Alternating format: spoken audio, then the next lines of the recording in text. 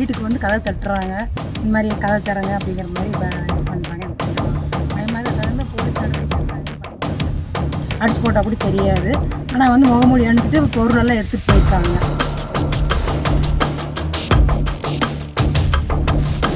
எல்லாம் நடந்துட்டு தான் இருக்குதுங்க. ஆனால் போலீஸ் இதை கண்டுக்காமல் இருக்கிறாங்க. வீட்டுக்கு வந்து கதை தட்டுறாங்க, இந்த மாதிரி கதை தரங்க அப்படிங்கிற மாதிரி இது பண்ணுறாங்க. எனக்கு கொஞ்சம் பயமாக தகுந்த போலீஸ் நடவடிக்கை எடுத்தாங்கன்னா பரவாயில்ல. ஆனால் அந்த பக்கம் சைடெல்லாம் வந்து எங்களுக்கு பாதுகாப்பு இல்லை, ரோடாக இருக்குது, அடிச்சு போட்டால் கூட தெரியாது. ஆனால் வந்து முகமூடி அணிஞ்சிட்டு பொருளெல்லாம் எடுத்துகிட்டு போயிருக்காங்க. அது கொஞ்சம் எங்களுக்கு பயமாக இருக்குது. குழந்தைகள் நிறையா இருக்காங்க, அதே தூக்கிட்டு போனாலும் எங்களுக்கு கொஞ்சம் பாதிப்பாக இருக்குது, மனசு கஷ்டமாக இருக்குது. அதனால் சீக்கிரமாக அதுக்கு உண்டான நடவடிக்கை எடுத்திங்கன்னா எங்களுக்கு கொஞ்சம் பரவாயில்ல. இந்த போலீஸும் கலெக்டரும் சேர்ந்து எங்களுக்கு தக்க நடவடிக்கை பாதுகாப்பு அப்பப்போ வந்து ரவுண்ட்ஸ் போகிற மாதிரி இருக்கணுங்க நைட்டில்.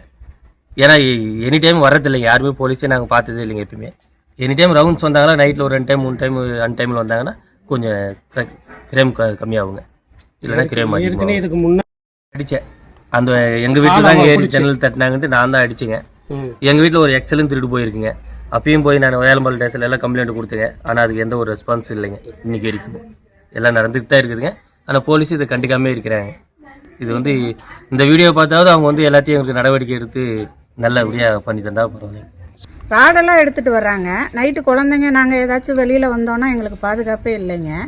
நடவடிக்கை எடுக்க மாதிரி கேட்டு பண்ணிவிட்டு 5 பேர் மூக்கெல்லாம் பொத்திக்கிட்டு நடந்து வந்திருக்காங்கங்க. அந்த நேரத்தில் நாங்கள் லேடிஸு யாராச்சும் குழந்தைங்க யாராச்சும் வேலை விட்டு வர்றவங்க வந்தாங்கன்னா எங்களுக்கு எப்படிங்க பாதுகாப்பே இல்லைங்க.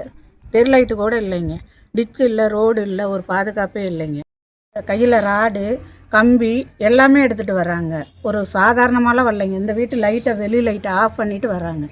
ஒரு தெரு லைட்டு அதுவும் எரியலைங்க. மீதி இங்கிட்டெல்லாம் லைட்டே கிடையாதுங்க.